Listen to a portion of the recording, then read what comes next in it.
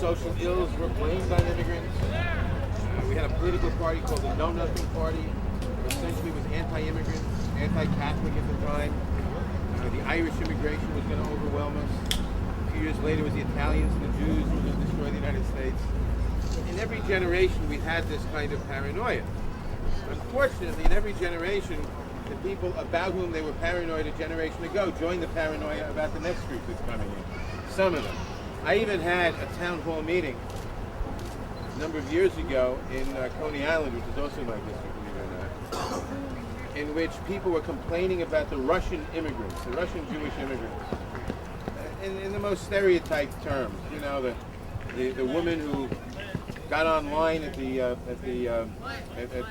Waldbaum's in her mink coat and used her food stamps. The same stereotypes, insane stereotypes. But I remember in particular, one woman got up and was complaining bitterly about the new immigrants, and she's talking in a thick foreign accent. She came here 30 years ago. Now she's American, and she can complain about the current immigrants. She forgot that she's an immigrant, and that's only a little accelerated. Usually, it would be her daughter who would do that, or her son, not her. But she was doing it fast. But we've had this always, and we've usually not always surmounted it. We've usually had civilized, decent policies toward immigrants. Not always. We've done some pretty terrible things at times. We are now at a time when we could go either way. I have not seen the paranoia about immigrants, the rhetoric, as high in a long, long time that you see. You see it on Lou Dobbs, you see it on some of the right-wingers in Congress. It's just terrible. On the other hand, there's a lot of pro-immigrant sentiment and a lot of pressure.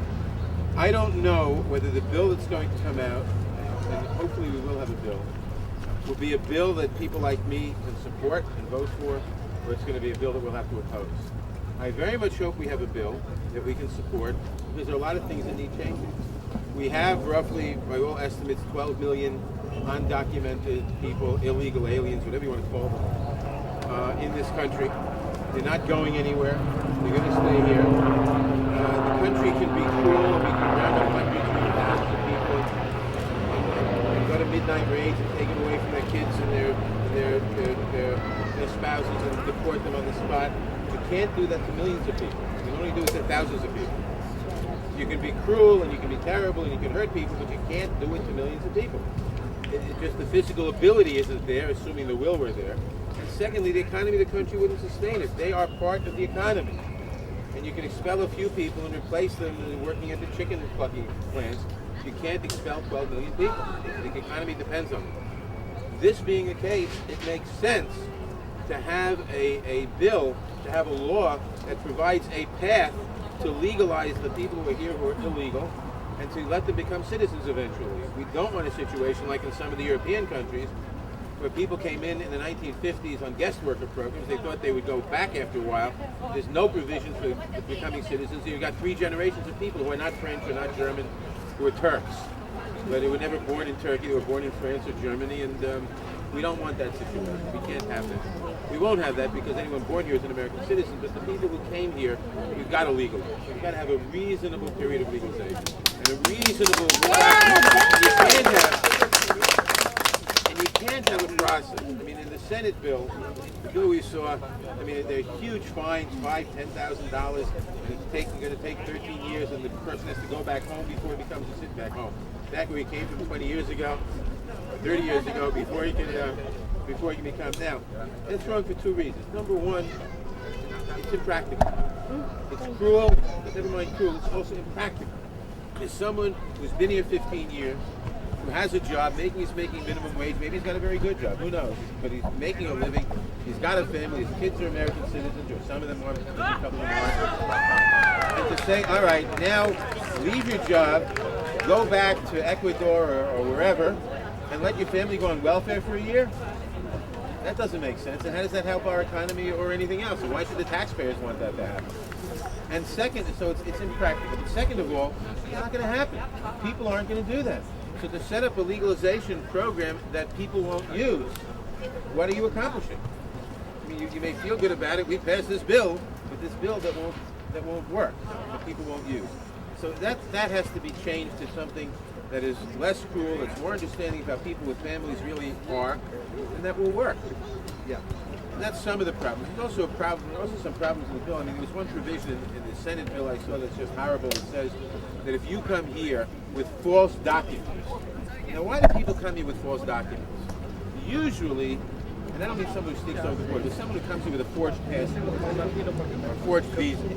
Usually because they're seeking political asylum and they're running one step ahead of the secret police. They're one step ahead of the Gestapo or the KGB or the Savak or whoever. And our law says that someone who legitimately fears persecution, should they go back to where they came from, because of race, color, creed, or political opinion or whatever, is entitled to political asylum.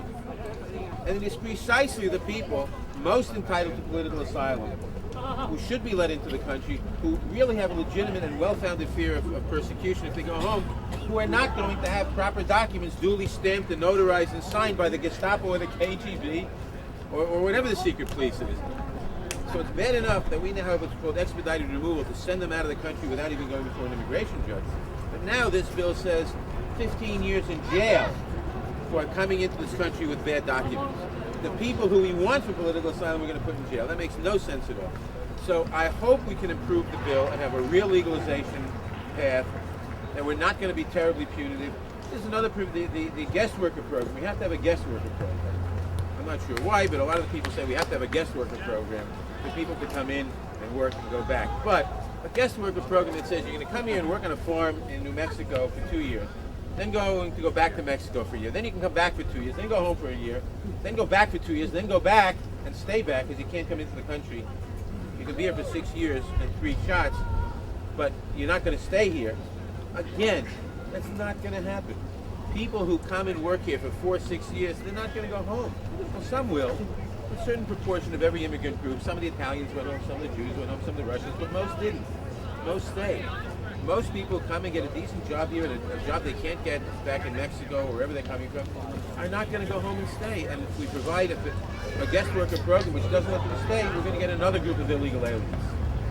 So you have to provide that if you want a guest worker program, the people who are the guest workers, under certain circumstances, you make them do certain things, whatever, but under certain circumstances, should have a path to also have legalization. And if you don't want so many people, then don't have so many guest workers. But that's got to be the condition. So these are some of the changes we want to see in this bill. Whether we're going to see a decent bill, I don't know. It is really unpredictable. A lot of work has to be done.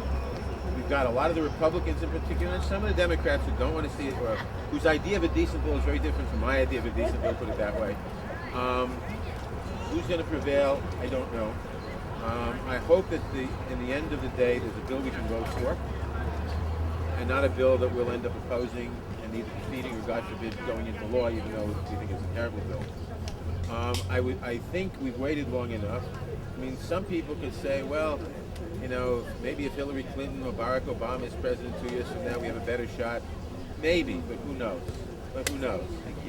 You know, keep putting off the day, maybe things will get better, but who knows? And maybe Fred Thompson will be president. I mean, we don't know this. So we'll try, God forbid, but we don't know these things. So we have to try now. We're going to try and do everything you can under the leadership of your union, which the leadership of your union has been among the leadership on this and it's been really great. And we couldn't do what we're doing, we're trying to do without them.